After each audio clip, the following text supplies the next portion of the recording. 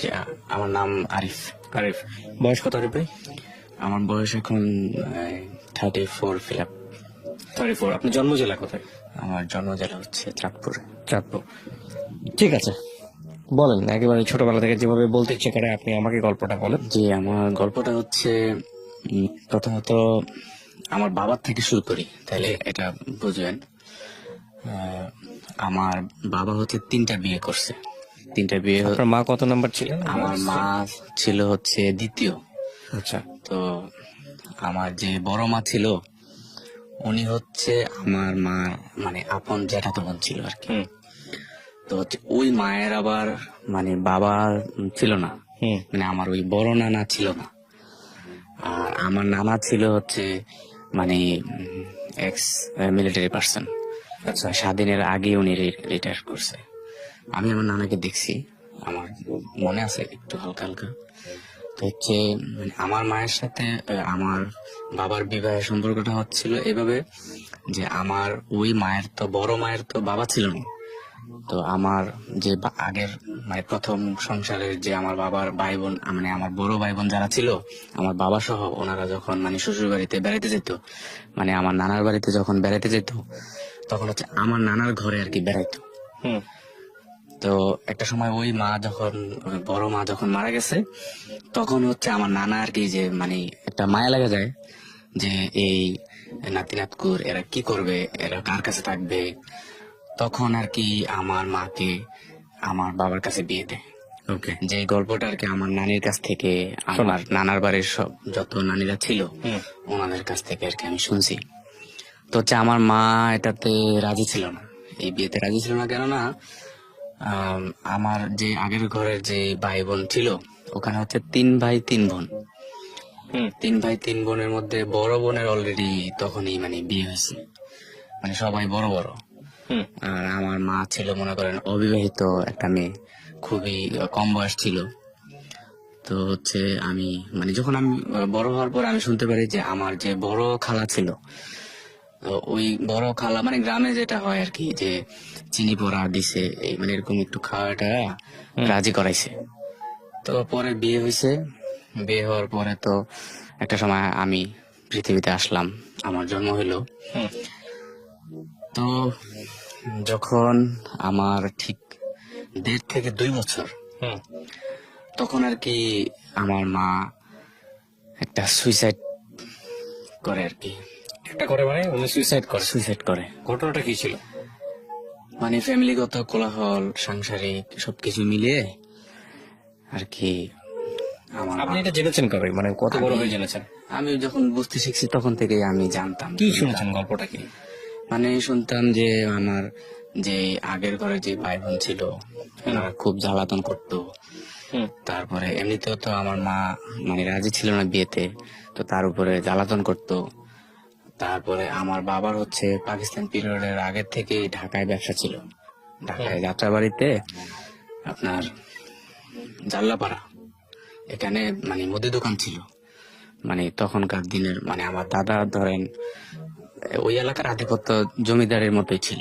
হুম তো ওই আমার বাপের টাকা পয়সা আছে খুব, এই জন্য আর কি আমার নানা আর কি বিয়ে শাদী দিছে।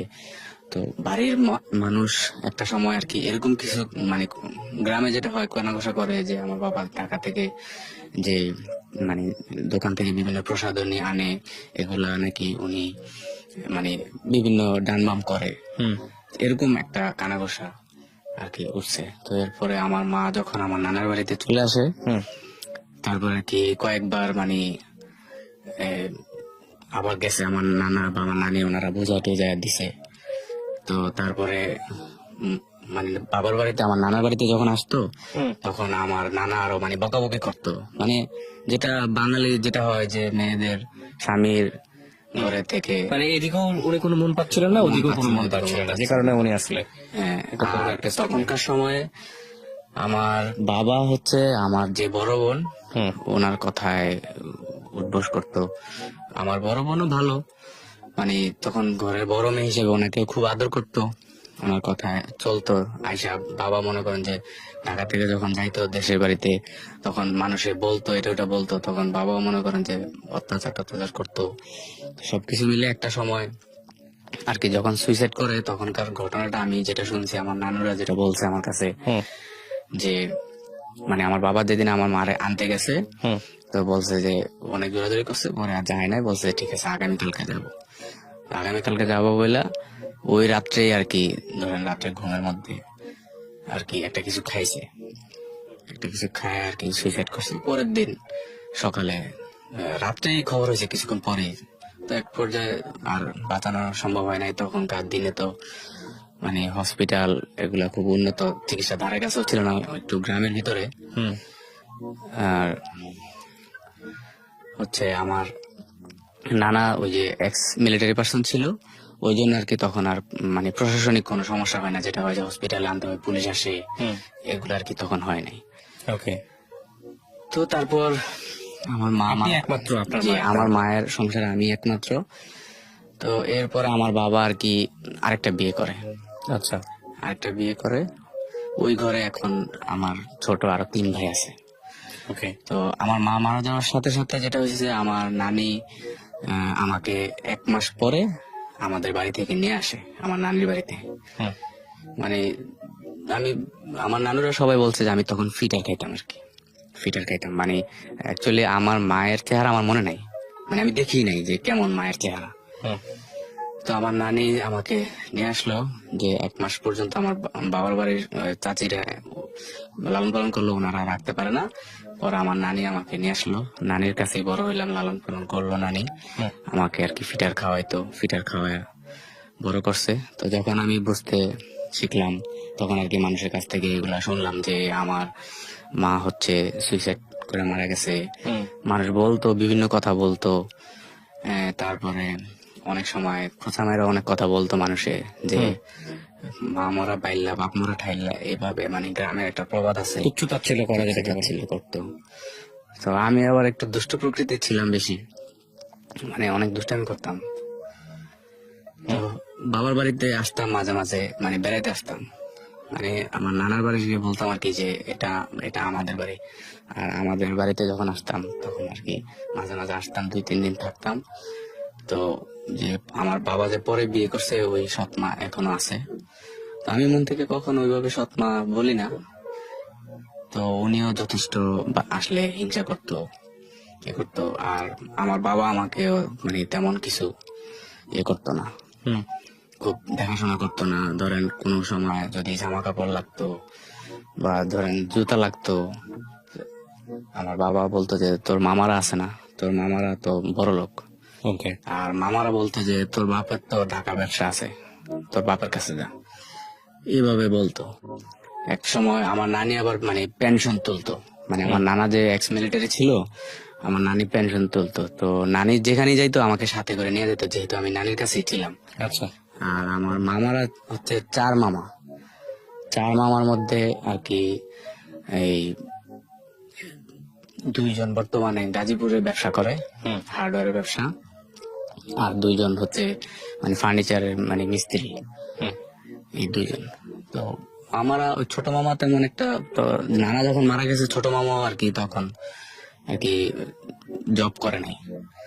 তো এখন মোটামুটি ওনারা সেটেল। তো মামারও আমাকে অত বেশি একটা খুব মানে আমার যাতে ভালোভাবে দেখাশোনা করা যায় ওরকম ভাবে দিতে পারতো না। হুম তো একটা সময় ওই যে নানি যেখানে যাইতো আমাকে সাথে সাথে নিয়ে যেত। তো সবসময় পেনশন তোলার জন্য যাইতো হচ্ছে মানে ওই যে কোর্টে। হুম তো একদিন আমি মানে আমাকে না নিয়ে চলে গেছে, আমি মানে মাদ্রাসা ছিলাম, না নিয়ে চলে গেছে। পরে আমি মাদ্রাসা থেকে আসছি, আর বাড়ির সবাই বলতেছে তোর নানি তো চাঁদপুর গেছে টাকা তোলার জন্য। হুম পরে আমি আর কি বাড়ি থেকে বেরোইছি, বের হয়ে ধরেন চাঁদপুর ধরেন ডান দিকে, আমি বাম দিকে চলে গেছি। হুম মানে হাঁটতে হাঁটতে হাঁটতে হাঁটতে আমি চলে গেছি ধরেন হাজীগঞ্জ। ওকে। হাজীগঞ্জ চলে গেছি, এটা হচ্ছে 98 বন্যার সময় এই ঘটনাটা। হুম হাজীগঞ্জ চলে গেছি, ওখানে গেছি। আর একদিন ওই মানে একটা হোটেলে মানে খাবারের ওই যে বুটমুড়ি বিক্রি করে, খাইতেছি, বুটমুড়ি খাইতেছি। তো তো একজন ভদ্রলোক আমাকে দেখলো হাফ প্যান্ট পরা আর হচ্ছে গেঞ্জি পরা, উনি আমাকে খুব আদর করলো। আমার আবার একটা ইয়ে ছিল যে আমাকে যে খুব আদর টাদর করতো, আমি ওনারে খুব মানে ভালোবাসতাম। এখনো ওই মানে মায়ার বিষয়টা আমার ভিতরে রয়ে গেছে। তো হচ্ছে উনি আমাকে ওনার কথা টথা বইলা বলে যে তুমি কোত্থেকে আসছো, এরকম ছেলে তো আর এই এলাকায় আমাদের এলাকায় আর দেখি নাই। উনি আমাকে নিয়ে গেল ওনার বাড়িতে। পরে আমি ওনাকে আমাদের মানে নানার বাড়ির আমাদের বাড়ির ঠিকানা সবকিছু ওনাকে বলছি। বলার পরে 98 বন্যার সময় উনি আমাদের বাড়িতে আইসা আমাকে দিয়ে গেছে। ওনার বাড়িতে তখন আমি 16 দিন ছিলাম। তো আমাদের বাড়িতে যখন দিয়ে গেছে তখন আমার বাবা ছিল। তখনকার সময় 98 বন্যার সময় আমাদের মানে গ্রামে যেটা হয় যে চৌকাট করা পাটাতন ঘর যেটাকে বলে, তখনকার সময় মানে আমাদের 2টা পাটাতন ঘর ছিল। তো আমার কাছে একটা বিষয় খারাপ লাগছে, যখন ওই ভদ্রলোক আমাকে নিয়ে আসছে আমাদের বাড়িতে, তখন আমার বাবা ওনারে আমার সামনেই মানে আকার ইঙ্গিতে বলছে যে মানে আপনার যদি নেন ওরে আমি লিখিত করে দিয়ে দিব। ও এটা বলছে। এই কথাটা আমি আজও বলতে পারিনি, আমি বলতে পারবো না। যদিও আমি এখন আমার বাবার ভিটায় থাকি, কিছু মানে আমি নিরুপায়। তো এরপরে একটা সময় আমার নানি মারা যায়। জন্য মানে আমার নানির যখন শেষ সময় বয়স, আমার মামারা বলা বলি করছিল যে তোরে অমুক একজন লোক আছে, বড় লোক, ওনাদের ছেলে সন্তান নাই, ওনাদের একটা ছেলে হইলে ওনারা পালবে, মানে এরকম আমাকে দেওয়ার জন্য মানে সরাসরি আমাকে প্রস্তাব করতেছে। আমি কিন্তু তখন সব বুঝি, হ্যাঁ আমি তখন সব বুঝি। মামারা আমাকে বলতো, আমার সেজ মামা আমাকে কয়েকবার বলছে। বলার পর এক পর্যায়ে আমি রাজি হয়েছি। তখন আমার নানি জীবিত ছিল। আর ছোটবেলা থেকে শুনতাম যে মানে সবাই বলতো যে আমার মা মারা যাওয়ার পরে অনেক বড় লোক মানুষরা আসছে বিভিন্ন জায়গা থেকে যে আমার নেওয়ার জন্য, কিন্তু আমার নানি দেয় নাই। বলছে যে না, আমার জিয়ের মানে গ্রামের যে ভাষাটা, যে আমার জিয়ের শাল আমি আমার কাছে রাখবো, মানে জিএস আমার মেয়ের স্মৃতিটা আমার কাছে রাখবো, এরকম ভাবে আর কি আমার নানি রাখছিল। তো এক পর্যায়ে আর কি আমি ওই যে হাজীগঞ্জ যেখানে গেছিলাম, যে ভদ্রলোক আমাকে একবার আইনা দিয়ে গেছিল, 15-16 দিন ওনাদের কাছে ছিলাম। ওনারা খুব আমার আদর টাদর করছিল। তারপরে আমার মা মারা গেছে শুনে ওনারাও আমাকে খুব আদর করছিল। তারপর আমি ওনাদের বাড়িতে চলে গেছি ডাইরেক্ট। যাওয়ার পরে ওনাদের ফ্যামিলির সাথে আমার একটা সম্পর্ক ছিল। মানে ওনাকে বাবা ডাকছি, তারপর হচ্ছে ওনার ওয়াইফকে মা ডাকছি। তারপরে ওনার 2টা মেয়ে ছিল, একটা ছেলে ছিল। ছেলেটা বড় ছিল আর মেয়ে 2টা মানে ছোট ছিল। ওনাদের ফ্যামিলির সাথে আমার ধরেন 12 বছরের একটা সম্পর্ক ছিল। মানে ওনাদের আদর ভালোবাসা এরকম হয়েছে যে আমি যে আমার নানার বাড়ি যে আছে, আমার বাড়ি যে আছে, আমি 12 বছরের মধ্যে মানে 2 বা 3 বার আসছি কিনা সন্দেহ, মানে ভুলে গেছি একদম। ওনাদের মায়ায় আমি এদিকের মায়া মানে ভুলে গেছি। তো হচ্ছে আমি একটা সময় যখন ওনাদের এই ওখানে যাতায়াত করতাম, থাকতাম, তো একটা সময় ওই ওনার এলাকার মানে কিছু মানুষ বলতো ওনার নাম নিয়ে যে ও এরে এভাবে মানে ভালোবাসা এভাবে রাখে, নিশ্চয়ই এর কাছে ও মেয়েটে বিয়ে দিয়ে ওরে রাখা দিবে, এরকম বলতো। তারপরে হচ্ছে ওনার যে শ্বশুর বাড়ি ছিল, মানে আমি নানার বাড়ি বলতাম, ওদের সাথে যাইতাম ওনার শ্বশুর বাড়িতে, নানা নানি বলতাম। তো ওনারাও বলতো যে তুমি কি তোমার এই নানা শ্বশুর বাড়িতে আসছো নাকি এমনি বেড়াইতে আসছো, মানে এরকম বিভিন্ন ইঙ্গিতে বলতো। তো বলার পরে হচ্ছে আমি একটা সময় চিন্তা করি যে উনি যদি মন থেকে এরকম কিছু চায়, তাইলে হয়তো বা ভালো হতে পারে। আমার যেহেতু গার্জিয়ান নাই, উনি তো আমার গার্জিয়ান, এরকম মানে ভাবতাম। তো হচ্ছে একটা সময় দেখলাম যে না, উনি এরকম কোনো কিছুই ভাবে নাই।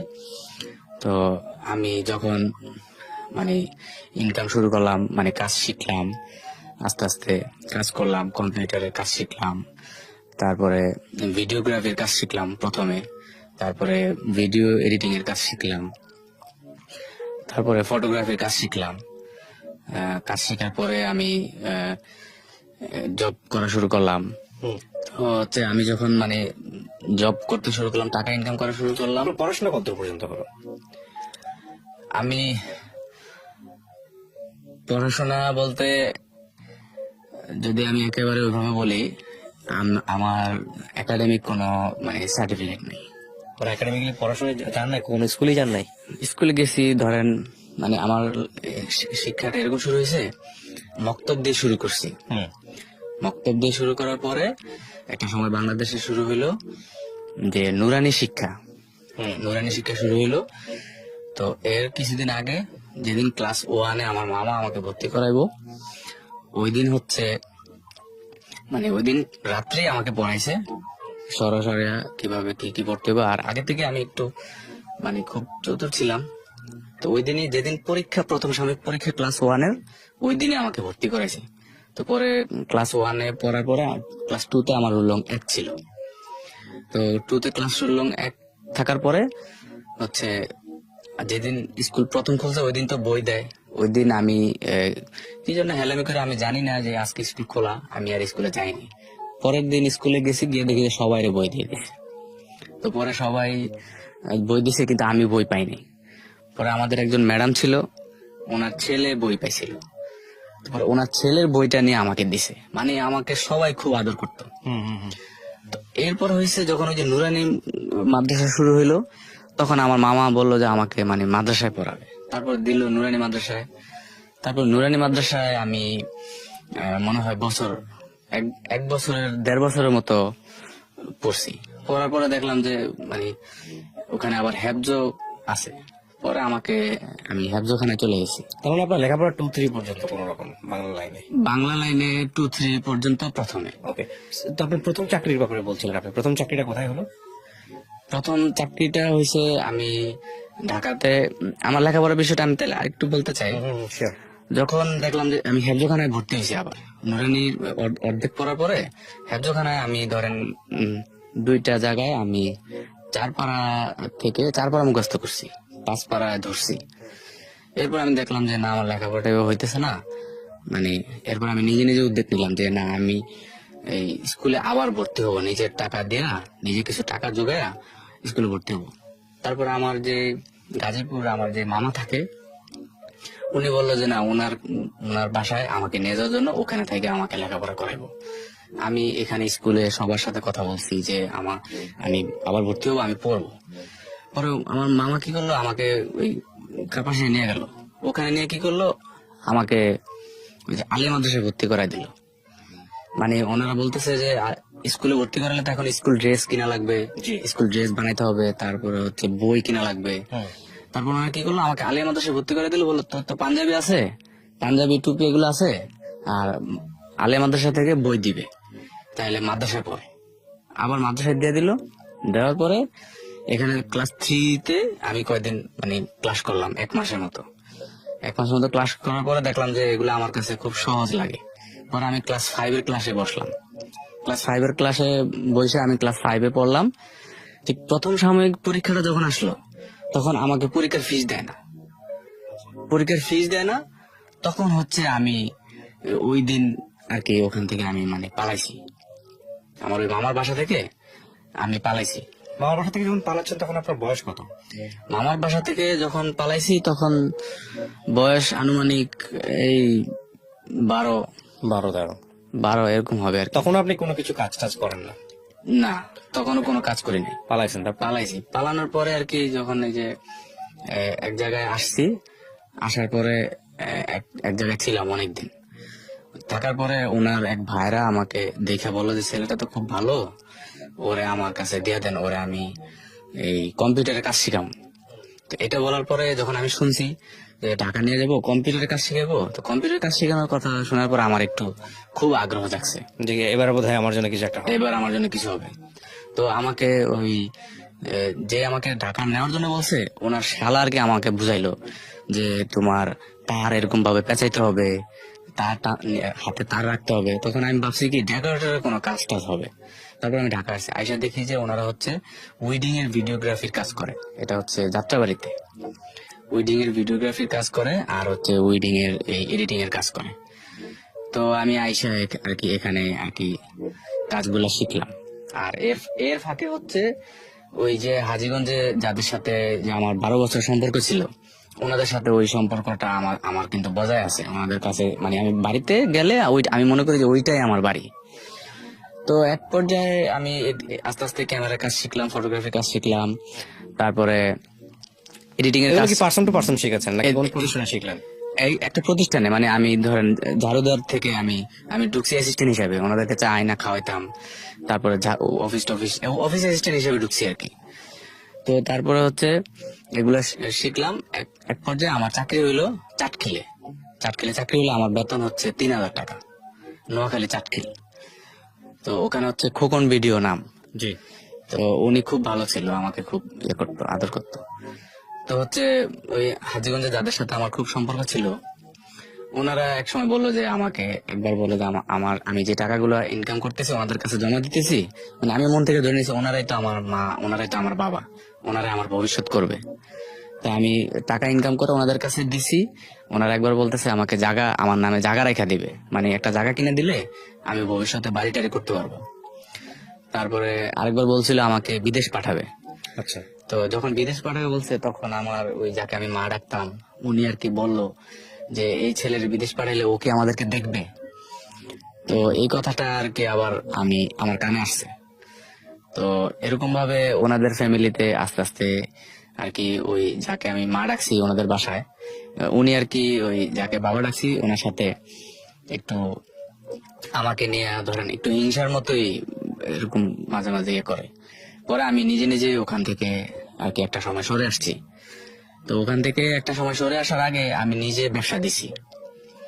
আমি নিজে ব্যবসা দিছি হচ্ছে এই হাজীগঞ্জ বাজারে নিজে ব্যবসা দিছি। এই ভিডিও এডিটিং এর ব্যবসা দিছি, মানে যখন চাটখিলে আমি চাকরি করি, চাকরি ছাড়ার পরে হাজীগঞ্জ বাজারে ভিডিও এডিটিং এর ব্যবসা দিছি। এর ফাঁকে কিন্তু আমার নানি মারা গেছে। আমার নানি আমার নানি আমাকে লালন পালন করতো। যখন মামাদের এখান থেকে চলে আসলাম, এর বছর দুয়েক পরে আমার নানি মারা গেছে। তো আমার নানি মারা যাওয়ার পরে আর কি আমি তো একেবারেই ছন্ন ছাড়া, মানে আগে তো আমার একজন মানুষ ছিল, মানে মায়া লাগার মতো একজন মানুষ ছিল। তো এখন হচ্ছে আমার নানি মারা গেছে, আর নানার বাড়িতে একদম যাওয়াই অফ করে দিছি। ওকে। তো সেই জন্য আর কি হাজীগঞ্জে ওনাদের বাড়িতে আমার সম্পর্কটা ছিল। তো এক পর্যায়ে হাজীগঞ্জে ওনাদের সাথেও যখন আস্তে আস্তে আমার সম্পর্কটা ইয়ে হয়ে গেছে, সম্পর্কটা ওনাদের সাথে ব্রেকআপ হয়েছে। মূল কারণটা হচ্ছে ওনাদের সাথে যখন আমি চাকরি করে যখন আমি টাকা জমাইছি, তখন ওনারা বলছিল যে আমার ভবিষ্যৎ করে দিবে, আমার মানে বিদেশ পাঠাবে। তো বিদেশেও পাঠায় নাই, ভবিষ্যতেও কিছু করে নাই। তো তখন মানে এটা হচ্ছে 2007-এর আগে, 2006-এর শেষে।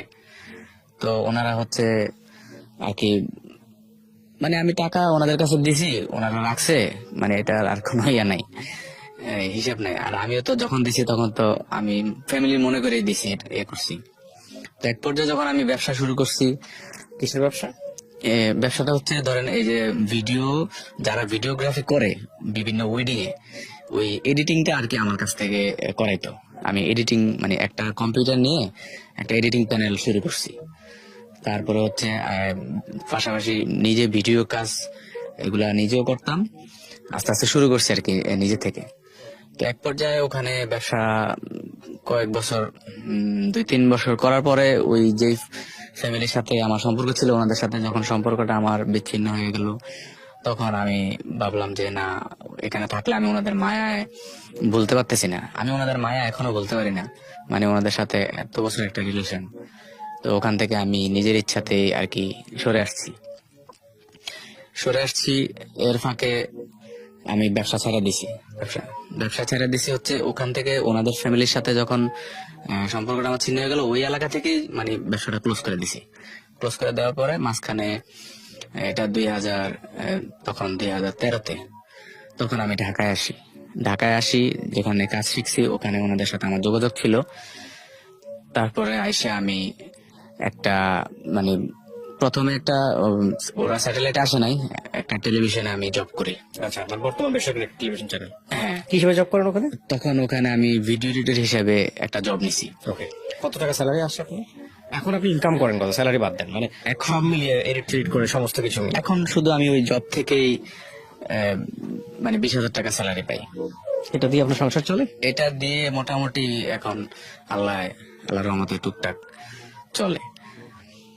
তো হচ্ছে মানে 2012-13 দিকে যখন ঢাকা আসি, যখন একটা টেলিভিশনে জব নেই, তখন ওখানে ওই জবটাতে আমি প্রথম 3 মাস হচ্ছে প্রতারিত হই। আচ্ছা। এরপর আমি আবার মানে দেশে চলে যাই। দেশে যাওয়ার পরে তারপরে 1 মাস পরে আমার একটা স্যাটেলাইট টেলিভিশন থেকে আর কি মানে বায়োডাটা দিছিলাম। বায়োডাটা দেওয়ার পরে ওনারা আমাকে নক করছে।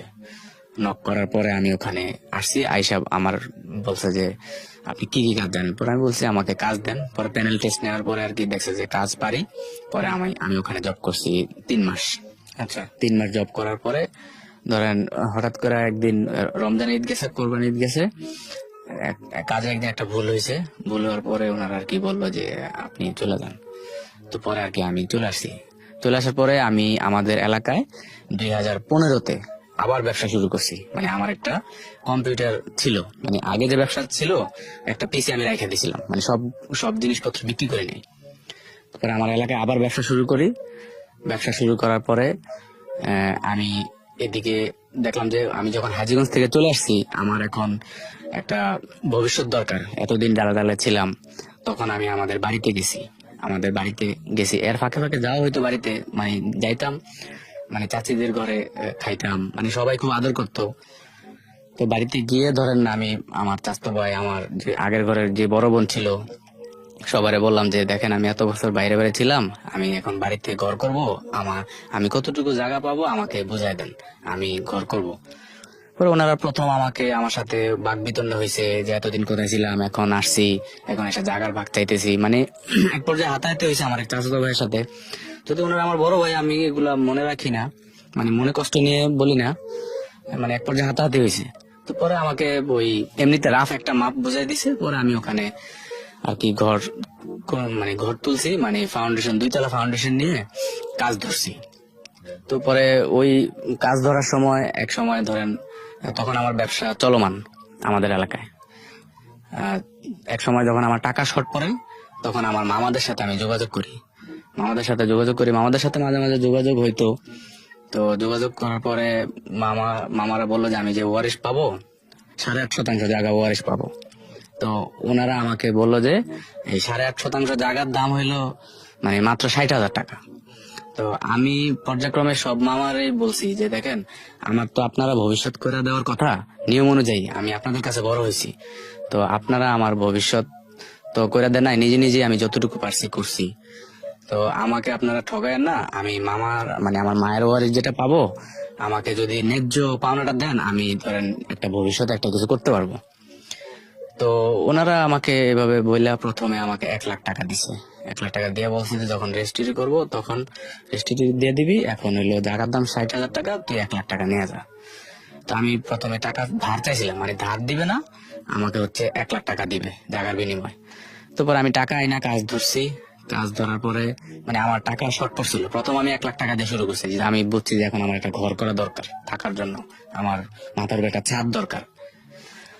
তো এক পর্যায়ে ওই মামারা আমাকে ওই জায়গাটা পরে 2,25,000 টাকা দিছে। মানে একটু মামাদের ওই ছোট মামার সাথে কথা কাটাকাটি হয়েছে আর কি, যে যে যে ছোট মামা আমার জায়গাটা রেজিস্ট্রি করে নিছে। তো পরে আমি বাড়ির কাজ টাজ কমপ্লিট করছি। এরপরে দেখলাম যে না, আমার তো মানে বিয়ে শাদী করা দরকার। তো পরে আমি 2016 সালে আমি বিয়ে করছি। তখন আমার ব্যবসা চলমান। তখন আমি নিজেও এই উইডিং এর ভিডিওগ্রাফির কাজগুলো করি, যেহেতু নিজে কাজ জানি, আর এডিটিং এর কাজগুলো করি। আমাদের শহরের আশেপাশে যারা আমার পরিচিত সবাই আমার কাছে আসে। মোটামুটি ব্যবসা আলহামদুলিল্লাহ। কাজ করেন আপনি ভিডিওগ্রাফি? ভিডিওগ্রাফি এটা করছিলাম হচ্ছে উইডিং এর, সিনেমাটোগ্রাফি, উইডিং এর যে ভিডিওগুলো করে এগুলো আর কি। আর হচ্ছে ফটোগ্রাফি, মানে বিয়েতে যে ভিডিও ফটোগ্রাফি যেগুলো করে এগুলা, আর এডিটিং এগুলো আমি নিজে করতাম।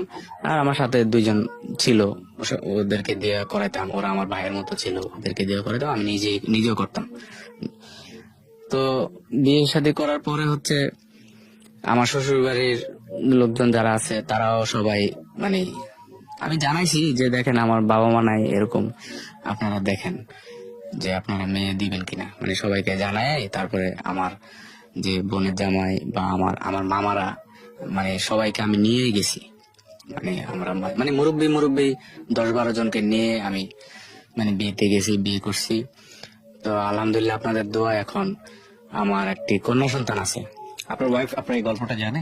আমার ওয়াইফ আমার এই গল্পটা জানে। প্রথমে জানতো না, প্রথমে জানতো আর কি যে এমনি মা নাই, হয়তো বা বাবা মা মারা গেছে, একটা সময় তো সবাই মারা যায়। তো এখন জানে, এখন জানে। কিভাবে দেখে আপনাকে, মানে আপনি সংসার জীবনে সুখী কিনা? সংসার জীবনে সুখী বলতে ও আমার কাছে একটা জিনিসই খারাপ লাগে, ও শুধু মাঝে মাঝে যখন মানে সাংসারিক জীবনে তো ঝগড়া টগড়া টুকটাক হয়, ও শুধু আমাকে একটা কথা কয়েকবারই বলছে যে আপনার মা এমনি এমনিতে তো বিষ খেয়ে মরে নাই। এটা একটা বড় সমস্যা। কথাটা কয়েকবার আমাকে বলছে। তো এই কথাটা ও যখন আমাদের বাড়িতে আসছে সর্বপ্রথম আমার এই সৎ মা ওরে বলছে যে ওর মা তো বিষ খেয়ে মারা গেছে। তো আর কি এই জিনিসটা যখন বলে তখন আমার কাছে খুব খারাপ লাগে। তো আমার এখন, আপনি তাকে কখনো বলেছেন যে তুমি এই জাতীয় কথা না বলতে? হ্যাঁ বলছি যে আমার মারে নিয়ে যাতে কখনো কোনো কথা না বলে। আর আমার একটা কথা হচ্ছে কি যে আমি তো এটা পরিস্থিতির শিকার, আমি তো মানে কি বলবো, এখানে তো আমার কোনো দোষ নাই। আমার মা একটা অ্যাক্সিডেন্ট হয়েছে, এটা তো একটা পরিস্থিতির শিকার। তো আল্লাহ, আমার একজন কন্যা সন্তান আছে, তার এই 2-2.5 মাস পরে তার হচ্ছে 4 বছর পূর্ণ হবে। তো আমার মেয়ে হওয়ার পরে এখন আমার মেয়ে আমাকে যথেষ্ট আমার ভক্ত, আমাকে ছাড়া আমার মেয়ে মানে কিছুই বোঝে না। কেন বললেন আপনার এই গল্পটা আজকে রেডিওতে? আপনার কারণটা কি ছিল? কারণটা হচ্ছে আমার তো আসলে একটা ছোটবেলা থেকে আমি ধরেন মানে আমি যে কি পরিমাণ লাত্তি উষ্টা খাইছি জায়গায় জায়গায়, মানে এটা আমি ছাড়া আর কেউ মানে অনুভব করা সম্ভব না, মানে ফিল করা সম্ভব না, একমাত্র আমি ছাড়া। মানে আমি যেখানে কাজ শিখতে গেছি, যেখানে কাজ শিখছি, মানে এমন সময় গেছে রমজান মাস আমি রোজা, দেখা গেছে ক্ষুদ্র একটা বিষয় নিয়ে দেখা গেছে আমার সাথে গালাগালি হয়েছে। মানে এই যে এক জায়গা থেকে আরেক জায়গা, আরেক জায়গা থেকে আরেক জায়গা, এই যে একটা স্ট্রাগল। তারপর বিশেষ করে সবচেয়ে বেশি বিষয়টা আমার খারাপ লাগছে যে আমার মানুষের সিম্পেথি নিয়ে বড় হইতে হয়েছে। মানে মানুষ সবসময় আমাকে খুব করুণার সাথে দেখছে যে আরে ওর মা নাই, আরে ওর মা নাই, মানে এই বিষয়টা আমার কাছে। কিন্তু আমার 12 বছর পর্যন্ত আমার বাবা বেঁচে ছিল। আমার যখন 12 বছর বয়স তখন আমার বাবা বেঁচে ছিল, কিন্তু আমার বাবা বেঁচে থাকতো আমাকে দেখাশোনা করে নাই। আর আমার মামারা সবসময় খোটা দিত যে তোর বাপের তো টাকা পয়সার কম নাই। মামারা দিত এই খোটা, আর বাপের দিত বলতো তোর মামাদের তো অভাব নাই। মানে আমার মানে আপনি ভাবতে পারেন যে একদিন আমার জুতা লাগবো, আমার নানা বাড়ি থেকে আমাদের বাড়িতে আসছি, আয়সা আব্বারা যখন বলছে যে আমার জুতা লাগবে, আমার এই স্মৃতিটা এখনো মনে আছে। আমার রিসেন্ট বড় যে যে মানে আগের ঘরে যে 3 ভাইয়ের মধ্যে সবার ছোট আমার বড় শরীফ, মানে ওর জুতা আমি চুরি করে নিয়ে গেছি। মানে আসছি যখন আমাকে বলছে যে তোর মামারা কিনে দেয় না, তখন ওর জুতা আমি পয়রা নিয়ে গেছি। এরপরে ওই যে বললাম যখন ক্লাস 5-এ আমি আমাকে নিয়ে ভর্তি করাইলো, পরীক্ষার সময় পরীক্ষার ফিস দেয় নাই। আর হচ্ছে আমাকে স্কুলে পড়ায় নাই, স্কুলে পড়ার খরচ মাদ্রাসায় হচ্ছে, মাদ্রাসার যে কয়দিন পড়ছি মানে মাদ্রাসা হচ্ছে আমার এতিমখানায় পড়তে হয়েছে। আর তখনকার সময় এতিমখানা ছিল অন্যরকম, বর্তমানে তো এখন অনেক উন্নত হয়েছে। তখনকার সময় হচ্ছে বছরে 6 মাস হচ্ছে মাদ্রাসা হচ্ছে কালেকশন করতে হতো, মানে মাদ্রাসার ছাত্রদেরকে দিয়ে ধান চাউল এগুলো কালেকশন করতে হতো, মানে পড়াশোনা হতো না। মানে আমার পড়াশোনা ওই দিক দিয়ে মানে টোটাল নষ্ট হয়েছে। কিন্তু আমি যেই কয়েকদিন লেখাপড়া করছি আমি কোনোদিন মানে পড়ার সময় পাইনি, যে আমি যখন আমি সবক দিব বা ক্লাসে যখন পড়বো ওই পড়ার সময়টা পাইনি, কিন্তু আমি পড়ার সময় ঠিকই পড়া দিছি। মানে ফ্যাসিলিটিস এর কারণে আমার মানে লাইফটা ধ্বংস হয়ে গেছে। অথচ আমার একজন আমার ইয়ারমেট একজন কলেজের প্রফেসর ভালো ভালো অবস্থানে আছে। তো আমি একটা কথা বলার কি আমি বলতে চাই আপনার মাধ্যমে যে আমি বর্তমানে কিছু কিছু সমস্যা ফেস করি।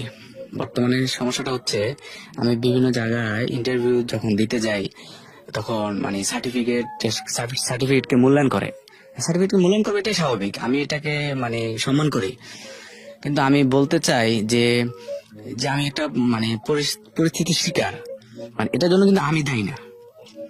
মানে একটা সামাজিক একটা পরিস্থিতির শিকার হয়ে আমি হয়েছি। আমি যে পড়াশোনা করতে পারি নাই, এটার জন্য তো আমি দায়ী না, কিন্তু আমি বলতে চাই আপনার মাধ্যমে, এটা কতটুকু প্রচার হবে আমি জানি না, আমার রিকোয়েস্ট থাকবে যে মানে একাডেমিক লেখাপড়ার বাইরেও যে কারিগরি যে একটা শিক্ষা, ধরেন আমি একটা ভালো মানুষের সাথে থাকছি, থাইকে আমি কিছু শিখছি, ভালো ব্যবহার শিখছি, ভালোভাবে চলাফেরা শিখছি, একটা কারিগরি কাজ শিখছি, মানে এটাকে যদি মূল্যায়ন করা হয়, হ্যাঁ, তাহলে আমার মনে হয় যে আপনার সাথে একমত আমি, আমরা আপনি চমৎকার অনেক- বলেছেন। মূল কথা হচ্ছে যে দেখেন, কিছু মানুষ পরিস্থিতির শিকার, যেমন আপনার গল্পটা কিন্তু আমি আগাগোড়া যেটা দেখলাম যে আপনি পরিস্থিতির শিকার, এবং এই শিকার অবস্থার মধ্যেও আপনার একাডেমিক কোয়ালিফিকেশন না থাকার পরেও আপনি একটা বেসরকারি টেলিভিশন চ্যানেলে একটা ভিডিও এডিটর হিসেবে আছেন।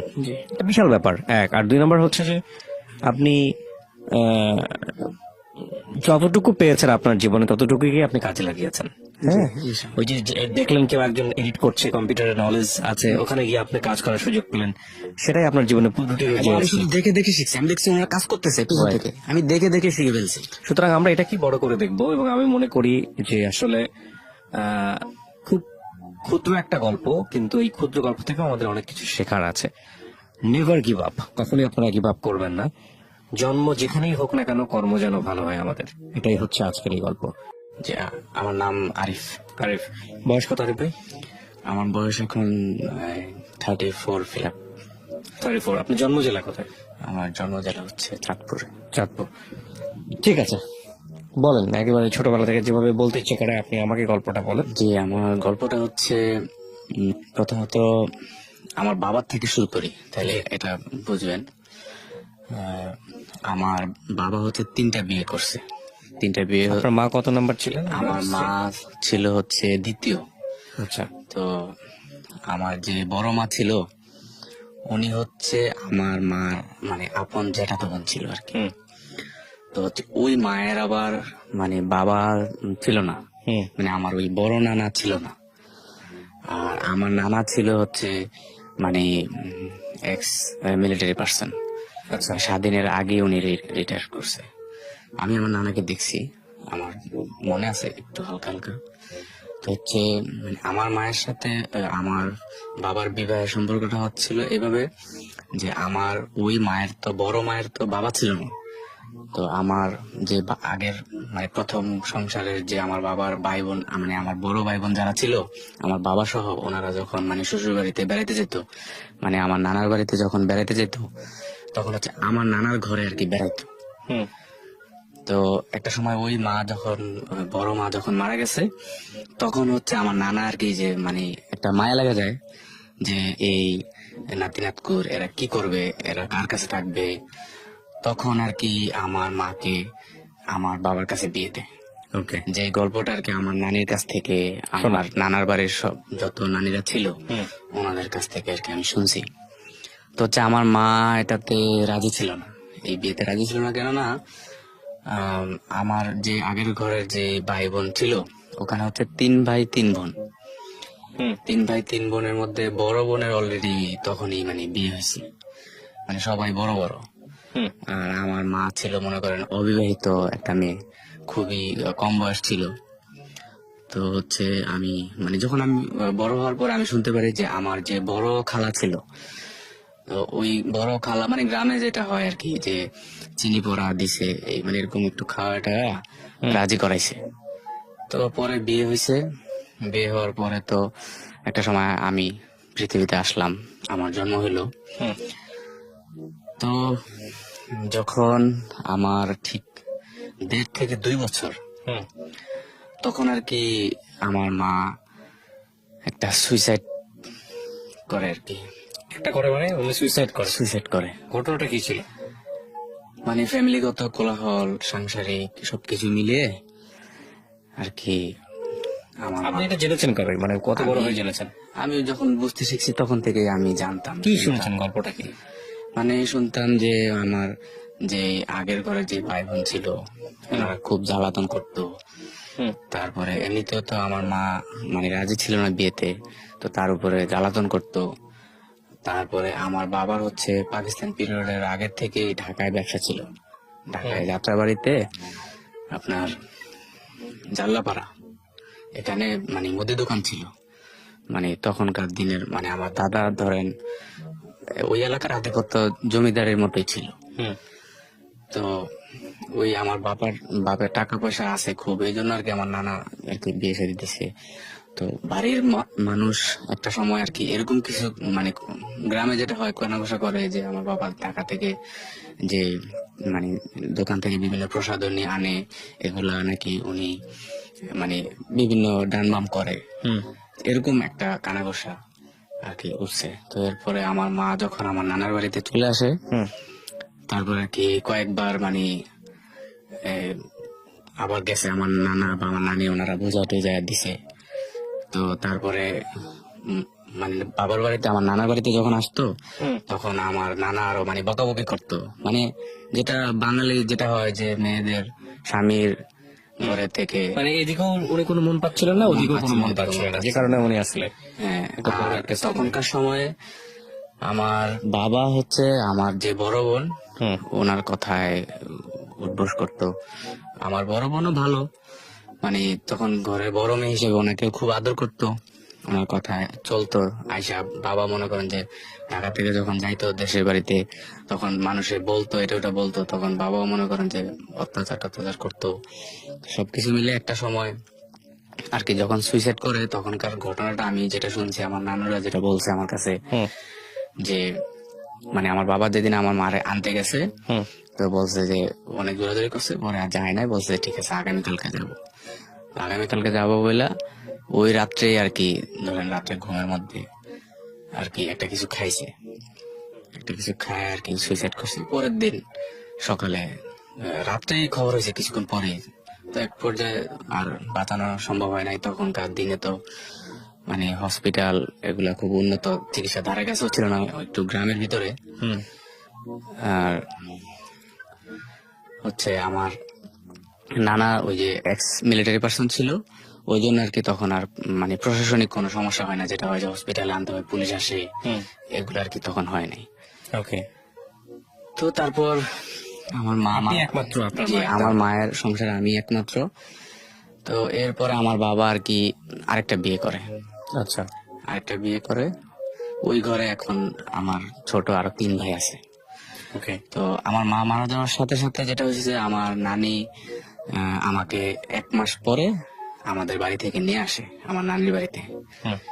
মানে আমি আমার নানুরা সবাই বলছে যে আমি তখন ফিটার খাইতাম আর কি, ফিটার খাইতাম। মানে অ্যাকচুয়ালি আমার মায়ের চেহারা আমার মনে নাই, মানে আমি দেখি নাই যে কেমন মায়ের চেহারা। তো আমার নানি আমাকে নিয়ে আসলো, যে 1 মাস পর্যন্ত আমার বাবার বাড়ির চাচিরা লালন পালন করলো, ওনারা রাখতে পারে না।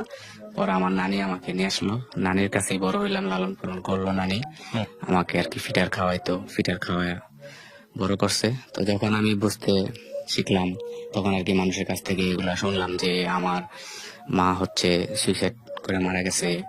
মানুষ বলতো, বিভিন্ন কথা বলতো।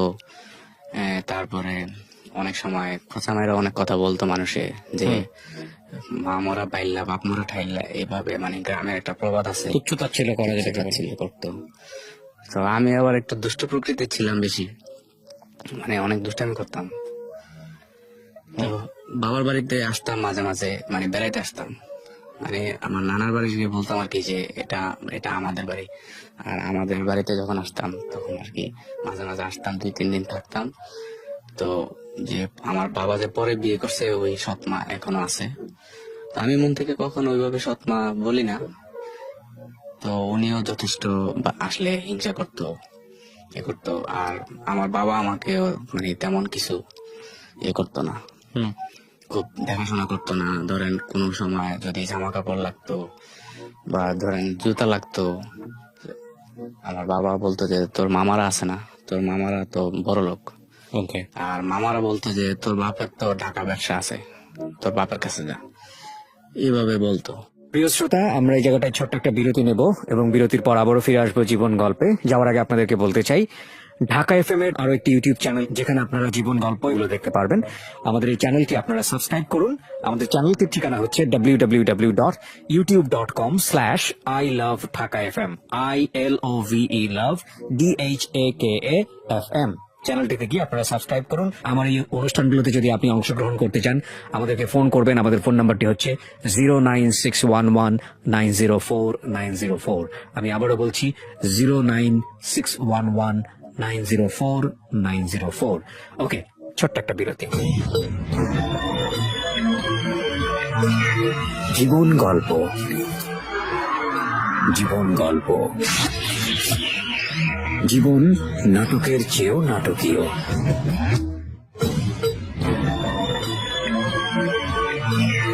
জীবন গল্প, জীবন গল্প, জীবন নাটকের চেয়েও নাটকীয়। Welcome back once again. প্রিয় শ্রোতা, আপনারা শুনছেন জীবন গল্প। আমি আরজে কিবরিয়া আপনার সঙ্গে রয়েছি। আমার এই অনুষ্ঠানগুলোতে যদি আপনি অংশগ্রহণ করতে চান আমাদেরকে ফোন করবেন। আমাদের ফোন নাম্বারটি হচ্ছে 09611904904। আমি আবারও বলছি 09611904904। ওকে, আমরা যেখানটায় ছিলাম তারপর এক সময় আমার নানি আবার মানে পেনশন তুলতো, মানে আমার নানা যে এক্স মিলিটারি ছিল, আমার নানি পেনশন তুলতো। তো নানি যেখানে যাইতো আমাকে সাথে করে নিয়ে যেত, যেহেতু আমি নানির কাছেই ছিলাম। আচ্ছা। আর আমার মামারা হচ্ছে 4 মামা। 4 মামার মধ্যে আর কি এই 2 জন বর্তমানে গাজীপুরে ব্যবসা করে, হার্ডওয়্যার ব্যবসা, আর 2 জন হচ্ছে মানে ফার্নিচারের মানে মিস্ত্রি। এই 2 জন। তো আমারা ওই ছোট মামা তেমন একটা, তো নানা যখন মারা গেছে ছোট মামাও আর কি তখন আর কি জব করে নাই। তো এখন মোটামুটি ওনারা সেটেল। তো মামারও আমাকে অত বেশি একটা খুব মানে আমার যাতে ভালোভাবে দেখাশোনা করা যায় ওরকম ভাবে দিতে পারতো না। তো একটা সময় ওই যে নানি যেখানে যাইতো আমাকে সাথে সাথে নিয়ে যেত। তো সবসময় পেনশন তোলার জন্য যাইতো হচ্ছে মানে ওই যে কোর্টে। তো একদিন আমি মানে ওই আমাকে না নিয়ে চলে গেছে। আমি মানে মাদ্রাসা ছিলাম, না নিয়ে চলে গেছে। পরে আমি মাদ্রাসা থেকে আসছি, আর বাড়ির সবাই বলতেছে তোর নানি তো চাঁদপুর গেছে টাকা তোলার জন্য। পরে আমি আর কি বাড়ি থেকে বেরোইছি, বের হয়ে ধরেন চাঁদপুর ধরেন ডান দিকে, আমি বাম দিকে চলে গেছি। মানে হাঁটতে হাঁটতে হাঁটতে হাঁটতে আমি চলে গেছি ধরেন হাজীগঞ্জ। ওকে, হাজীগঞ্জ চলে গেছি। এটা হচ্ছে 98 বন্যার সময় এই ঘটনাটা। হাজীগঞ্জ চলে গেছি, ওখানে গেছি। আর একদিন ওই মানে একটা হোটেলে মানে খাবারের যে বুটমুড়ি বিক্রি করে খাইতেছি, বুটমুড়ি খাইতেছি। তো একজন ভদ্রলোক আমাকে দেখলো, হাফ প্যান্ট পরা আর হচ্ছে গেঞ্জি পরা। উনি আমাকে খুব আদর করলো। আমার আবার একটা ইয়ে ছিল যে আমাকে যে খুব আদর টাদর করতো, আমি ওনারে খুব মানে ভালোবাসতাম। এখনো ওই মানে মায়ার বিষয়টা আমার ভিতরে রয়ে গেছে। তো হচ্ছে উনি আমাকে ওনার কথা বলে যে তুমি কোথেকে আসছো, এরকম ছেলে তো আর এই এলাকায় আমাদের এলাকায় আর দেখি নাই। উনি আমাকে নিয়ে গেল ওনার বাড়িতে। পরে আমি ওনাকে আমাদের মানে নানার বাড়ির, আমাদের বাড়ির ঠিকানা সবকিছু ওনাকে বলছি। বলার পরে 98 বন্যার সময় উনি আমাদের বাড়িতে আইসা আমাকে দিয়ে গেছে ওনার বাড়িতে। তখন আমি 16 দিন ছিলাম। তো আমাদের বাড়িতে যখন দিয়ে গেছে তখন আমার বাবা ছিল। তখনকার সময় 98 বন্যার সময় আমাদের মানে গ্রামে যেটা হয় যে চৌকাট করা পাটাতন ঘর যেটাকে বলে, তখনকার সময় মানে আমাদের 2টা পাটাতন ঘর ছিল। তো আমার কাছে একটা বিষয় খারাপ লাগছে, যখন ওই ভদ্রলোক আমাকে নিয়ে আসছে আমাদের বাড়িতে, তখন আমার বাবা ওনারে আমার সামনেই মানে আকার ইঙ্গিতে বলছে যে মানে আপনার যদি নেন ওরে আমি লিখিত করে দিয়ে দিব। এটা বলছে। এই কথাটা আমি আজও বলতে পারিনি, আমি বলতে পারবো না। যদিও আমি এখন আমার বাবার ভিটায় থাকি, কিছু মানে আমি নিরুপায়। তো এরপরে একটা সময় আমার নানি মারা যায়। জন্য মানে আমার নানির যখন শেষ সময় বয়স, আমার মামারা বলা বলি করছিল যে তোরে অমুক একজন লোক আছে বড় লোক, ওনাদের ছেলে সন্তান নাই, ওনাদের একটা ছেলে হইলে ওনারা পালবে, মানে এরকম আমাকে দেওয়ার জন্য মানে সরাসরি আমাকে প্রস্তাব করতেছে। আমি কিন্তু তখন সব বুঝি, হ্যাঁ আমি তখন সব বুঝি। মামারা আমাকে বলতো, আমার সেজ মামা আমাকে কয়েকবার বলছে। বলার পর এক পর্যায়ে আমি রাজি হয়েছি। তখন আমার নানি জীবিত ছিল। আর ছোটবেলা থেকে শুনতাম যে সবাই বলতো যে আমার মা মারা যাওয়ার পরে অনেক বড় লোক মানুষরা আসছে বিভিন্ন জায়গা থেকে যে ওরে আমার নেওয়ার জন্য, কিন্তু আমার নানি দেয় নাই। বলছে যে না, আমার জিয়ের মানে গ্রামের যে বাসাটা, যে আমার জিয়ের শাল আমি আমার কাছে রাখবো, মানে জিয়ের আমার মেয়ের স্মৃতিটা আমার কাছে রাখবো, এরকম ভাবে আর কি আমার নানি রাখছিল। তো এক পর্যায়ে আর কি আমি ওই যে হাজীগঞ্জ যেখানে গেছিলাম, যে ভদ্রলোক আমাকে একবার আয়না দিয়ে গেছিল, 15-16 দিন ওনাদের কাছে ছিলাম। ওনারা খুব আমার আদর টাদর করছিল। তারপর আমার মা মারা গেছিল না, ওনারাও আমাকে খুব আদর করছিল। তারপর আমি ওনাদের বাড়িতে চলে গেছি ডাইরেক্ট। যাওয়ার পরে ওনাদের ফ্যামিলির সাথে আমার একটা সম্পর্ক ছিল। মানে ওনাকে বাবা ডাকছি, তারপরে হচ্ছে ওনার ওয়াইফকে মা ডাকছি। তারপরে ওনার দুইটা মেয়ে ছিল, একটা ছেলে ছিল। ছেলেটা বড় ছিল আর মেয়ে দুইটা মানে ছোট ছিল। ওনাদের ফ্যামিলির সাথে আমি আমার ধরেন 12 বছরের একটা সম্পর্ক ছিল। মানে ওনাদের আদর ভালোবাসায় এরকম হয়েছে যে আমি যে আমার নানার বাড়ি যে আছে, আমার বাড়ি যে আছে, আমি 12 বছরের মধ্যে মানে 2-3 বার আসছি কিনা সন্দেহ, মানে ভুলে গেছি একদম। ওনাদের মায়ায় আমি এদিকের মায়া মানে ভুলে গেছি। তো হচ্ছে আমি একটা সময় যখন ওনাদের এই ওখানে যাতায়াত করতাম, থাকতাম, তো একটা সময় ওই ওনার এলাকার মানে কিছু মানুষ বলতো ওনার নাম নিয়ে যে ও এরে এভাবে মানে ভালোবাসা এভাবে রাখে, নিশ্চয়ই এর কাছে ও মেয়েটে বিয়ে দিবে, বিয়ে দিয়ে ওরে রাখা দিবে, এরকম বলতো। তারপরে হচ্ছে ওনার যে শ্বশুর বাড়ি ছিল, মানে আমি নানার বাড়ি বলতাম, ওদের সাথে যাইতাম ওনার শ্বশুর বাড়িতে, নানা নানি বলতাম। তো ওনারাও বলতো যে তুমি কি তোমার এই নানা শ্বশুর বাড়িতে আসছো নাকি এমনি বেড়াইতে আসছো, মানে এরকম বিভিন্ন ইঙ্গিতে বলতো। তো বলার পরে হচ্ছে আমি একটা সময় চিন্তা করি যে উনি যদি মন থেকে এরকম কিছু চায়, তাইলে হয়তো বা ভালো হতে পারে। আমার যেহেতু গার্জিয়ান নাই, উনি তো আমার গার্জিয়ান, এরকম মানে ভাবতাম। তো হচ্ছে একটা সময় দেখলাম যে না, উনি এরকম কোনো কিছুই ভাবে নাই। তো আমি যখন মানে ইনকাম শুরু করলাম, মানে কাজ শিখলাম, আস্তে আস্তে কাজ করলাম, কম্পিউটারের কাজ শিখলাম, তারপরে ভিডিওগ্রাফির কাজ শিখলাম প্রথমে, তারপরে ভিডিও এডিটিং এর কাজ শিখলাম, তারপরে ফটোগ্রাফির কাজ শিখলাম। কাজ শেখার পরে আমি জব করা শুরু করলাম। তো হচ্ছে আমি যখন মানে জব করতে শুরু করলাম, টাকা ইনকাম করা শুরু করলাম। পড়াশোনা কত পর্যন্ত করো? আমি পড়াশোনা বলতে যদি আমি একেবারে ওইভাবে বলি, আমার একাডেমিক কোনো মানে সার্টিফিকেট নেই। মানে একাডেমিক্যালি পড়াশোনায় যান নাই, কোন স্কুলে যান নাই? স্কুলে গেছি, ধরেন মানে আমার শিক্ষাটা এরকম শুরু হয়েছে, মক্তব দিয়ে শুরু করছি। মক্তব দিয়ে শুরু করার পরে একটা সময় বাংলাদেশে শুরু হইলো যে নুরানি শিক্ষা, নুরানি শিক্ষা শুরু হইলো। তো এর কিছুদিন আগে যেদিন ক্লাস 1-এ আমার মামা আমাকে ভর্তি করাইবো, ওই দিন হচ্ছে মানে ওই দিন রাত্রে আমাকে পড়াইছে সরাসরি কিভাবে কি কি পড়তে হবে। আর আগে থেকে আমি একটু মানে খুব চতুর ছিলাম। তো ওই দিনই যেদিন পরীক্ষা, প্রথম সাময়িক পরীক্ষা ক্লাস 1-এর, ওই দিনে আমাকে ভর্তি করাইছে। তো পরে ক্লাস 1-এ পড়ার পরে ক্লাস 2-তে আমার রোল নং 1 ছিল। তো 2-তে ক্লাস রোল নং 1 থাকার পরে হচ্ছে যেদিন স্কুল প্রথম খুলছে ওই দিন তো বই দেয়। ওই দিন আমি এই জন্য হেলামি করে আমি জানি না যে আজকে স্কুল খোলা, আমি আর স্কুলে যাইনি। পরের দিন স্কুলে গেছি, গিয়ে দেখি যে সবাই বই দিয়ে দিছে। তো পরে সবাই বই দিছে কিন্তু আমি বই পাইনি। পরে আমাদের একজন ম্যাডাম ছিল, ওনার ছেলে বই পাইছিল। তারপরে ওনার ছেলের বইটা নিয়ে আমাকে দিছে, মানে আমাকে সবাই খুব আদর করতো। এরপর হয়েছে যখন ওই যে নুরানি মাদ্রাসা শুরু হইলো, তখন আমার মামা বললো যে আমাকে মানে মাদ্রাসায় পড়াবে। তারপর দিল নুরানি মাদ্রাসায়। তারপর নুরানি মাদ্রাসায় আমি মনে হয় এক বছরের 1.5 বছরের মতো পড়ছি। পড়ার পরে দেখলাম যে মানে ওখানে আবার হেফজ আছে। পরে আমি হেফজখানে চলে গেছি। তার মানে আপনার লেখাপড়া 2-3 পর্যন্ত কোন রকম বাংলা লাইনে? বাংলা লাইনে 2-3 পর্যন্ত প্রথমে। ওকে। তো আপনি প্রথম চাকরির ব্যাপারে বলছিলেন, আপনি প্রথম চাকরিটা কোথায় হলো? প্রথম চাকরিটা হয়েছে আমি ঢাকাতে। আমার লেখাপড়ার বিষয়টা আমি তাহলে আরেকটু বলতে চাই।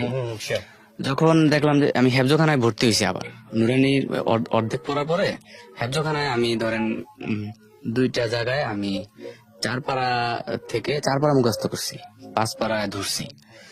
এরপর আমি দেখলাম যে না, আমার লেখাপড়াও হইতেছে না, মানে এরপর আমি নিজে নিজে উদ্যোগ নিলাম যে না, আমি এই স্কুলে আবার ভর্তি হবো, নিজের টাকা দিয়া, নিজে কিছু টাকা জোগায়া স্কুলে ভর্তি হবো। তারপর আমার যে গাজীপুর আমার যে মামা থাকে, উনি বললো যে না, ওনার ওনার বাসায় আমাকে নিয়ে যাওয়ার জন্য, ওখানে থেকে আমাকে লেখাপড়া করাইবো। আমি এখানে স্কুলে সবার সাথে কথা বলছি যে আমি আবার ভর্তি হবো, আমি পড়বো। পরে আমার মামা কি করলো, আমাকে ওই কাপাসে নিয়ে গেল। ওখানে নিয়ে কি করলো, আমাকে ওই যে আলিয়া মাদ্রাসায় ভর্তি করাই দিল। মানে ওনারা বলতেছে যে স্কুলে ভর্তি করালে তো এখন স্কুল ড্রেস কিনা লাগবে, স্কুল ড্রেস বানাইতে হবে, তারপরে হচ্ছে বই কিনা লাগবে। তারপর ওনারা কি করলো, আমাকে আলিয়া মাদ্রাসায় ভর্তি করে দিল। বললো তোর তো পাঞ্জাবি আছে, পাঞ্জাবি টুপি এগুলো আছে, আর আলিয়া মাদ্রাসা থেকে বই দিবে, তাহলে মাদ্রাসায় পড়। আবার মাদ্রাসায় দিয়ে দিল। দেওয়ার পরে এখানে ক্লাস 3-তে আমি কয়দিন মানে ক্লাস করলাম, 1 মাসের মতো। 1 মাসের মতো ক্লাস করার পরে দেখলাম যে এগুলো আমার কাছে খুব সহজ লাগে। পরে আমি ক্লাস 5-এর ক্লাসে বসলাম। ক্লাস 5-এর ক্লাসে বসে আমি ক্লাস 5-এ পড়লাম। ঠিক প্রথম সাময়িক পরীক্ষাটা যখন আসলো, তখন আমাকে পরীক্ষার ফিস দেয় না। তখন হচ্ছে আমি ওই দিন আর কি ওখান থেকে আমি মানে পালাইছি, আমার ওই মামার বাসা থেকে আমি পালাইছি। মামার বাসা থেকে যখন পালাচ্ছেন তখন আপনার বয়স কত? মামার বাসা থেকে যখন পালাইছি তখন বয়স আনুমানিক এই 12 এরকম হবে আর কি। তখন আপনি কোনো কিছু কাজ টাজ করেন না? না, তখনও কোনো কাজ করিনি, পালাইছেন? পালাইছি। পালানোর পরে আর কি যখন এই যে এক জায়গায় আসছি, আসার পরে এক জায়গায় ছিলাম অনেকদিন। থাকার পরে ওনার এক ভাইরা আমাকে দেখে বললো যে ছেলেটা তো খুব ভালো, ওরে আমার কাছে দিয়ে দেন, ওরা আমি এই কম্পিউটারে কাজ শিখাম। তো এটা বলার পরে যখন আমি শুনছি যে ঢাকা নিয়ে যাবো, কম্পিউটারে কাজ শিখাবো, তো কম্পিউটার কাজ শেখানোর কথা শোনার পর আমার একটু খুব আগ্রহ জাগছে যে এবার বোধহয় আমার জন্য কিছু একটা হবে। এবার আমার জন্য কিছু হবে। তো আমাকে ওই যে আমাকে ঢাকা নেওয়ার জন্য বলছে, ওনার শালা আর কি আমাকে বুঝাইলো যে তোমার তার এরকম ভাবে পেঁচাইতে হবে, হাতে তার রাখতে হবে। তখন আমি ভাবছি কি ডেকোরেটরের কোনো কাজ টাজ হবে। তারপর আমি ঢাকা আসি, আইসা দেখি যে ওনারা হচ্ছে উইডিং এর ভিডিওগ্রাফির কাজ করে। এটা হচ্ছে যাত্রাবাড়িতে উইডিং এর ভিডিওগ্রাফির কাজ করে, আর হচ্ছে উইডিং এর এই এডিটিং এর কাজ করে। তো আমি আইসা আর কি এখানে আর কি কাজগুলো শিখলাম। আর এর ফাঁকে হচ্ছে ওই যে হাজীগঞ্জে যাদের সাথে যে আমার 12 বছর সম্পর্ক ছিল, ওনাদের সাথে ওই সম্পর্কটা আমার কিন্তু বজায় আছে ওনাদের কাছে। মানে আমি বাড়িতে গেলে আমি মনে করি যে ওইটাই আমার বাড়ি। তো এক পর্যায়ে আমি আস্তে আস্তে ক্যামেরা কাজ শিখলাম, ফটোগ্রাফি কাজ শিখলাম, তারপরে এডিটিং এর কাজ। পার্সন টু পার্সন শিখেছেন নাকি কোনো প্রতিষ্ঠানে শিখলেন? এই একটা প্রতিষ্ঠানে, মানে আমি ধরেন ঝাড়ুদার থেকে আমি ঢুকছি অ্যাসিস্ট্যান্ট হিসেবে, ওনাদেরকে চা আইনা খাওয়াইতাম। তারপরে অফিস অ্যাসিস্ট্যান্ট হিসেবে ঢুকছি আর কি। তো তারপরে হচ্ছে এগুলা শিখলাম। এক পর্যায়ে আমার চাকরি হইলো চাটখিলে চাকরি হলে আমার বেতন হচ্ছে 3000 টাকা, নোয়াখালী চাটখিল। তো ওখানে হচ্ছে খোকন ভিডিও নাম। জি। তো উনি খুব ভালো ছিল, আমাকে খুব করতো, আদর করতো। তো হচ্ছে ওই হাজীগঞ্জে যাদের সাথে আমার খুব সম্পর্ক ছিল, ওনারা এক সময় বললো যে আমাকে একবার বলে যে আমি যে টাকাগুলো ইনকাম করতেছি ওনাদের কাছে জমা দিতেছি, মানে আমি মন থেকে ধরে নিয়েছি ওনারাই তো আমার মা, ওনারাই তো আমার বাবা, ওনারাই আমার ভবিষ্যৎ করবে। তা আমি টাকা ইনকাম করে ওনাদের কাছে দিছি। ওনারা একবার বলতেছে আমাকে আমার নামে জায়গা রেখা দিবে, মানে একটা জায়গা কিনে দিলে আমি ভবিষ্যতে বাড়ি টাড়ি করতে পারবো। তারপরে আরেকবার বলছিল আমাকে বিদেশ পাঠাবে। আচ্ছা। তো যখন বিদেশ পাঠাবে বলছে, তখন আমার ওই যাকে আমি মা ডাকতাম, উনি আর কি বললো যে এই ছেলের বিদেশ পাঠাইলে ওকে আমাদেরকে দেখবে। তো এই কথাটা আর কি আবার আমার কানে আসছে। তো এরকম ভাবে ওনাদের ফ্যামিলিতে আস্তে আস্তে আর কি ওই যাকে আমি মা ডাকছি ওনাদের বাসায়, উনি আর কি ওই যাকে বাবা ডাকছি ওনার সাথে একটু আমাকে নিয়ে ধরেন একটু হিংসার মতোই এরকম মাঝে মাঝে ইয়ে করে। পরে আমি নিজে নিজে ওখান থেকে আর কি একটা সময় সরে আসছি। তো ওখান থেকে একটা সময় সরে আসার আগে আমি নিজে ব্যবসা দিছি হচ্ছে এই হাজীগঞ্জ বাজারে নিজে ব্যবসা দিছি। এই ভিডিও এডিটিং এর ব্যবসা দিছি, মানে যখন চাটখিলে আমি চাকরি করি, চাকরি ছাড়ার পরে হাজীগঞ্জ বাজারে ভিডিও এডিটিং এর ব্যবসা দিছি। প্রিয় শ্রোতা, আমরা এই জায়গাটায় ছোট্ট একটা বিরতি নেব এবং বিরতির পর আবারও ফিরে আসবো জীবন গল্পে। যাওয়ার আগে আপনাদেরকে বলতে চাই, ঢাকা এফএম এর আরো একটি ইউটিউব চ্যানেল যেখানে আপনারা জীবন গল্প এবং সিক্রেটস অনুষ্ঠানের ভিডিওগুলো দেখতে পারবেন। আমাদের এই চ্যানেলটি আপনারা সাবস্ক্রাইব করুন। আমাদের চ্যানেলটির ঠিকানা হচ্ছে www.youtube.com/iloveDhakaFM ILOVE love DHAKAFM। চ্যানেলটিতে গিয়ে আপনারা সাবস্ক্রাইব করুন। আমার এই অনুষ্ঠানগুলোতে যদি আপনি অংশগ্রহণ করতে চান, আমাদেরকে ফোন করবেন। আমাদের ফোন নাম্বারটি হচ্ছে 09611904904। আমি আবারও বলছি 09611904904। ওকে, ছোট্ট একটা বিরতি। জীবন গল্প, জীবন গল্প, জীবন নাটকের